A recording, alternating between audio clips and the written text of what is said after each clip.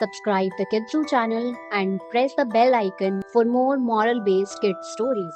Story of Parrot and Crow. Mithu, a beautiful green parrot, lived in a peepal tree in a village.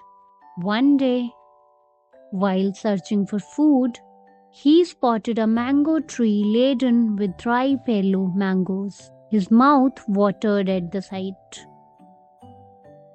As he sat on a branch, a harsh voice shouted, "Hey, who are you? This is my tree. Go away." It was Cora, a black crow. Mithu was frightened and flew away.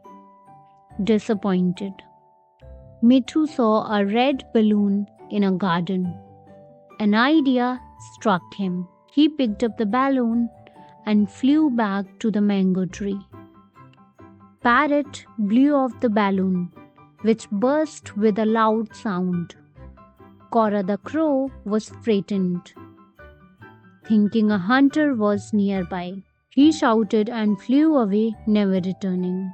Mithu was pleased and ate as many mangoes as he could. From then on, he enjoyed the sweet mangoes every day.